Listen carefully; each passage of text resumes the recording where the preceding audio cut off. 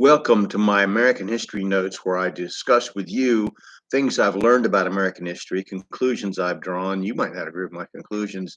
You might even be offended by them. But the point is that you have your own opinion about American history drawn from your own conclusions that you study from your own studies. So we're in the talking about the civil rights movement. A very important topic. I've done about, I don't know, 10 or 11 episodes on slavery and did some episodes on important, I think, important Black Americans. And we've been talking about the civil rights movement this last couple of times. So we'll begin. There's other figures of the civil rights movement, as well as the infamous, and the great Black Americans whose independent study would broaden your horizons. They were like W.E.B. Du Bois, the first Black person to receive a PhD from Harvard in social sciences, and one of the founders of the NAACP was Charles H. Houston, another prominent leader in the NAACP. Richard Allen and Absalom Jones, who founded independent Black Christian denominations at the turn of the 18th and 19th centuries.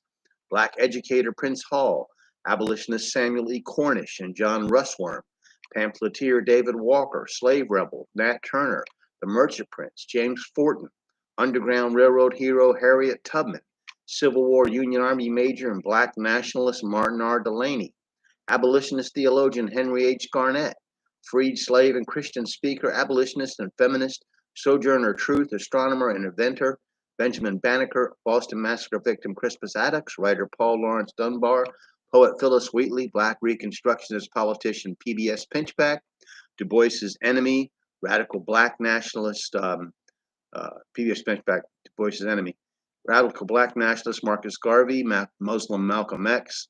Now, Malcolm X is, to me, one of the most just interesting figures that I'm bringing up. You should listen or watch or hear some of his sermons, his speeches.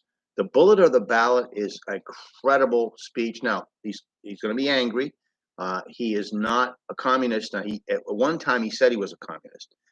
He told President Truman, he sent a letter to President Truman that he was opposed to the Korean conflict. He was a communist, but he didn't. He changed a great deal, and he became a Black Muslim. And Malcolm X, his view of civil rights was just, it was, put it this way, he wasn't about accommodation or coming to the white man, as he said, with your hand out. He was, we have rights, we have to be willing to fight for them. He says some very important things for all Americans when they consider their rights and the duties they have. So I would recommend pulling up a couple of his speeches. Now, understand, as a Black Muslim, before he went to Mecca, he thought of white people pretty much as devils. I mean, they were really the enemy, you know. Then when he realized saw all these different races and stuff at Mecca, different Muslims from different countries, white, black, brown, every different, he changed his mind. Now it doesn't change his speech. His speech was still angry and still definite, but his preaching of self-reliance, of education, of political rights and demanding, this was a strong message. And so whatever you think about what he says or the way he says it, this guy was somebody that this country, I'm going to say this, you're going to be angry. Probably you're going to be angry, especially on the right. This country needed. It is a great tragedy that Malcolm X was murdered at the age of 39. So anyway, I hope you'll pay attention to some of his speeches on YouTube. The great actor and singer Paul Robeson, he was a communist. Historian Carter G. Woodson, poet James Weldon Johnson, scientist George Washington Carver, activist William G. Trotter, and the great heavyweight fighter Joe Louis. Yeah, Joe Louis was I regard him as a civil rights person, because what he did was he affected white people and their view of Black people. And his statements, like at Madison Square Garden, I think it was in 42, when he got up there and shut the place down by saying, we're going to win this thing, because nothing, didn't say God's on our side. He said, we're on God's side. And Joe Louis was just an incredible person that people admired, white people admired, looked up to. He was treated terribly, and eventually racism did win out. But he did make his presence made a change. There are indeed so many Black Americans that have added to our society and civilization that it seems almost inconceivable that racism and oppression of that race went on as long as it did. And you don't know American history unless you study African American history, too. It would seem that a long time ago, white America would have realized that all the components of America, including the Black citizen, are what makes up our rich history. Furthermore, if these names are going to be ignored in popular history books, then it will be up to the investigative historian to keep them alive. The status of free Blacks throughout the United States in the early years of the country was tenuous at best. North of Slavery by Leon Litwack explains how in the so-called free parts of the country before the Civil War, how miserably Blacks were treated. Blacks did serve in the Revolutionary War. A Black unit served under Andrew Jackson at the Battle of New Orleans, and Black engineer companies served under the Confederacy, and Black combat units served the North during the Civil War. In fact, the Union general who helped create Memorial Day, and now I can't remember his name. That's age. I'm sorry, but he even said he said in his book about the South and the Confederacy that there were witnesses who saw Blacks actually armed fighting for the Confederacy at the Battle of First Manassas. So we don't have a lot of information on that, but there are still people who claim there were Black fighting units for the South, although many other historians say never happened. So you study and figure it out. But in fact, free Blacks served the South during the conflict before there were Black combat units in the North, according to what I read. A plan was underway. Now, this is real. The plan was underway at the end of the war to recruit Black soldiers to save the Confederacy. The crucial battle at Franklin, Tennessee was to be the turning point, according to Winston Groom in his book, Shrouds of Glory. It was thought that a body of 75,000 Black men could be raised to fight for the dying Southern nation. Franklin was a loss for the Confederacy, and the plans for a Black army were never realized. But after the Civil War, the tyranny of Reconstruction, which we've mentioned in previous class, created a difficult situation for the Southern white. As early as founding of our country, leaders such as Madison stated that once freed Blacks must be removed voluntarily from the areas in which whites lived because they simply would not be able to live side by side in peace. He preferred colonization in Africa.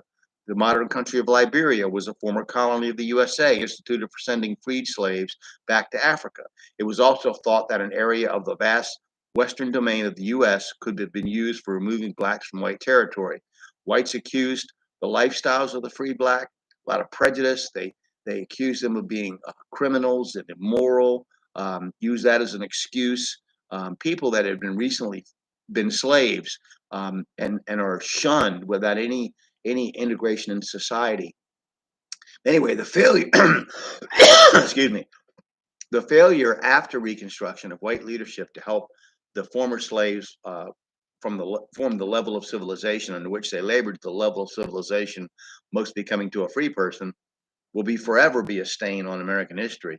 The original Ku Klux Klan, not the terrorist organization of today, but was formed by former Confederate General Nathan Bedford Forrest to protect Confederate widows and orphans against the atrocious crimes of drunken, violence-minded former slaves, of whites from the North who were moving down to take advantage of the situation. He disbanded in 1869 because he couldn't control it. The KKK of the last century was an abominable and filthy outfit which preyed on ignorance and fear to obtain its hold on the uninformed, although not always uneducated bigots. As Booker T. Washington reveals in his book, Up from Slavery, you need to read that book. It's excellent. The slave culture was degrading to both slave and master, and he had never even slept on sheets or even used eating utensils until he was freed. It was through his own ingenuity and sense of purpose that he rose up from slavery. He had to exhort the whites, many of the former Confederate leadership, to support his school, which was trying to teach former slaves valuable skills. He believed that the only way to achieve any kind of parity with whites was for Blacks to have something to sell. Washington understood that in a free market system, capitalism, that the key to equality was marketing your ability to offer something to the community as a whole and not to be a weight on it. In his thinking, he was a great deal like S.B. Fuller, the great Black business tycoon of the middle 20th century, first Black member of the National Association of Manufacturers before the Civil Rights Act was passed. Unfortunately, The white race in America has acted more like Rome, the conqueror of Greece, by adopting the worst characteristics of former slaves without making any effort to help the former slaves get a hand up.